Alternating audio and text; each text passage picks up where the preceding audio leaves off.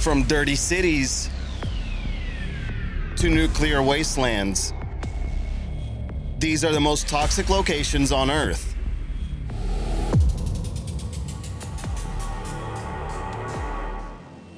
Number 10. La Oroya, Peru. La Oroya is a city of about 33,000 people on the river Montaro in Peru. In 1533, the Spanish established a small-scale mining development here. Since then, it has only grown in size.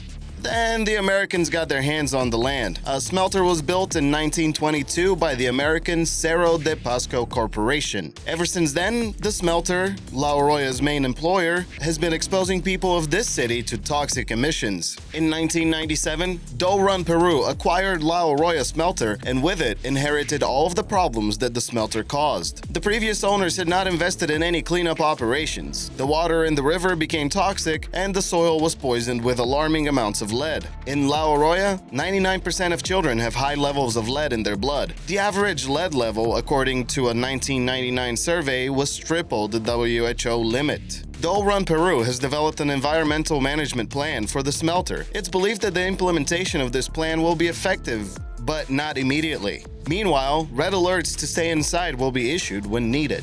Number 9. Dhaka, Bangladesh. Dhaka, the capital city of Bangladesh, has ranked second on the global list of worst air-polluted cities in the world. Between January 7th and 10th, 2018, pollution level measurements in the Air Quality Index were incredibly high, branding the air quality extremely unhealthy. This is not the only time the air pollution in Dhaka reached those alarming levels. Every year in this city of 16 million people, air quality falls while numbers of asthma attacks and respiratory issues spike. Bangladesh kinda only has two seasons, one wet and one dry season. Pollution is usually at its highest during the dry season, when there is no rain to clean the air up and most road and construction work is ongoing. So if you're gonna go vacation in Bangladesh, go in the wet season. Yeah. Number 8. Norilsk, Russia. Norilsk is an industrial city in Russia, built in 1935 as a slave labor camp. Smelting began in the 1930s, and now Norilsk has the world's largest smelting complex. That's something to be proud of. The city has been branded as the most polluted city in Russia, where the snow is black, air tastes like sulfur, and rivers run red. Sometimes. Life expectancy of employees in the smelter is 10 years below the Russian average. By some estimates, 1% of the world's sulfur dioxide emissions come from the Norilsk nickel mines. Nearly 500 tons of copper and nickel as well as 2 million tons of sulfur dioxide are released into the air annually. In 2016, the nearby Daldykan River turned red and evidence pointed to privately owned wastewater pipes. The company accepted the responsibility while claiming that the coloring was of no danger to humans or wildlife. Very believable. The smelting plant was in the process of being modernized and steps are being taken in order to reduce pollution. Hopefully, those steps will make for a much better Norilsk. Number 7. Nevada Proving Grounds, Nevada. Nevada Proving Grounds, now known as the Nevada Test Site or Nevada National Security Site, is a U.S. Department of Energy reservation in Nye County, Nevada, 65 miles northwest from Las Vegas. It was established in 1951 for testing of nuclear devices, nuclear bombs. The mushroom clouds from the tests attracted many tourists. However, St. George, Utah, suffered the greatest negative impacts from these tests. Winds carried particles up there, and reports note that there was a significant spike in cancer patients at the time. The tests stopped in 1994, but the area is still extremely radioactive. Even though the radioactivity in the water is gradually declining, isotopes like plutonium and uranium could pose risks to workers or future settlers on the NNSS for tens of thousands of years. Fun! What do you guys think? Should I go check it out? Number 6. Shanghai, China. In December of 2013, Shanghai suffered a great spike in air pollution when the so-called 2013 Eastern China smog event occurred. The pollution levels were between 23 and 31 times the international standards. Nearly one-third of all government vehicles were pulled off the streets, construction work was halted, students' outdoor activities were suspended, flights were canceled or diverted, and so on. Even though air pollution in Shanghai is substantial by the world standard, it is still lower than other cities in China. Among the top 500 most polluted cities in the world, China claims 179 spots.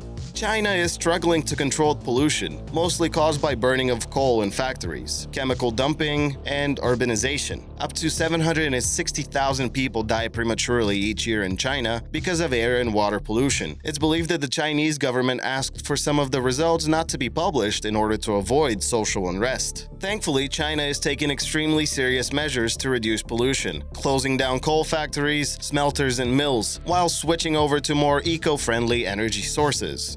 Number 5. Northwest Arctic, Alaska. Out of all the states in the Union, Alaska produces the most toxins, outranking every other state by nearly 3 times. A closer look reveals that 91% of all of Alaska's emissions come from one county, Northwest Arctic, most of it originating from one city, Kotzebue, population 7,500 people. So how is it possible that a tiny city in the middle of nowhere, Alaska, is responsible for so much pollution? Well, just 90 miles from that city is Red Dog Mine, the largest source of zinc in the world. It was established in 1987, and each year it releases 756 million pounds of toxins into the environment. Most of the residents of Kotzebue and other nearby villages keep a subsistence lifestyle. The village Kivalina is located near the Norilsk River, a source of fish and fresh drinking water. Unfortunately, it's also where the mine's wastewater is discharged. The mine claims that the water is fine, but residents have been reporting more people getting sick, especially newborns, with illnesses they have never seen before in the area.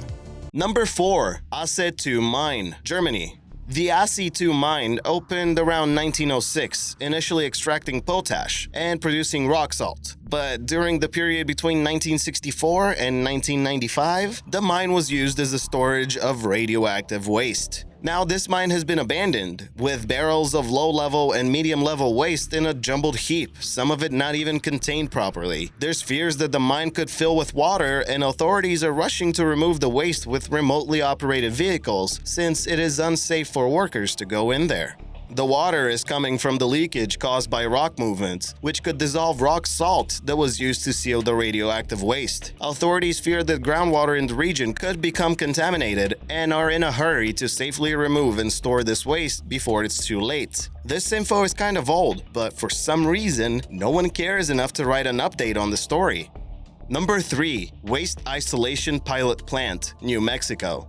The Waste Isolation Pilot Plant's history is relatively short. It became operational in 1999. The facility is used to store transuranic waste left over from nuclear weapons research. Transuranic waste consists of clothing, tools, rags, residues, debris, soil, and other items contaminated with radioactive elements, mostly plutonium. After the interment of waste, which should happen somewhere between 2025 and 2035, the caverns will be collapsed and sealed with 13 layers of concrete and salt. The waste will be completely isolated from the environment, or so they claim. But after 15 years of successful waste removal operations, the first airborne radiation release was detected beyond the site's boundaries.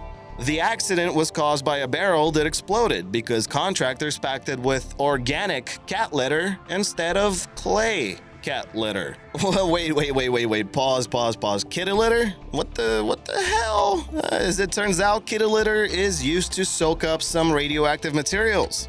Possibly due to a typo, the crew packing the barrel used organic instead of inorganic kitty litter. That might be one of the most expensive mistakes ever. The cleanup operation ran up a nasty bill of $500 million. Yikes. Number 2. The Pacific Proving Grounds, Pacific Ocean. The Pacific Proving Grounds is the name given to a number of sites on the Marshall Islands and in the Pacific Ocean in general, which were used for nuclear testing between 1946 and 1962. The U.S. conducted 105 atmospheric and underwater nuclear tests in the Pacific. On March 1, 1954, the especially destructive Castle Bravo test was conducted. It was visible from 250 miles with a mushroom cloud stretching 60 miles across. It vaporized several small islands, left a mile-wide crater on the atoll, and generated heavy radioactive fallout across a 50,000 square mile area, including 22 populated atolls. About 36 hours after Castle Bravo, the military evacuated their servicemen, but they didn't get to nearby populated atolls for some 76 hours after the detonation. There was no warnings for the locals either. Many of the islands which were part of the Pacific Proving Grounds are still contaminated by nuclear fallout. The radioactivity affected the residents of the islands and the soldiers stationed there. The soldiers got to go home though. The villagers were stuck living on their poisoned and changed islands. Number 1. Pripyat, Ukraine. 50,000 people used to live here. Now it's a ghost town. Pripyat was a city built to serve the workers of the Chernobyl nuclear power plant. On April 26, 1986, it also became the site of the world's worst nuclear disaster. Radiation levels were so high that nuclear power stations in Sweden, Finland, and Norway detected the anomaly. 20 years later, the area is still uninhabitable, except for the 197 people living in 11 villages scattered in the Chernobyl exclusion zone. Their average age is 63. So what is the most radioactive part of the city and plant? Located in the basement beneath the melted reactor, you will find the elephant's foot. The extremely radioactive mass is made up of nuclear fuel, sand, concrete, and steel that melted and fused together. If for some unknown reason you do end up near the elephant's foot, just know this: at current radiation levels, it will only take 8 minutes of exposure to cause death within 2 days' time. It's calculated that this mass will remain radioactive for the next 100,000 years. And wouldn't be a ghost town without some abandoned ships in port, right? There had to be a spot to leave all the contaminated boats, and you're looking at it. It is believed that some people have dumped boats here that were built well after the disaster. And what do you think? Should locations like these become dumping grounds for everything, or should they be left alone? Let me know in the comments. Speaking of abandoned boats, you have to check out these 10 abandoned ships and planes across Europe, because it's a cool video and it didn't get that many views, so maybe just click on it. You might like it. I liked it.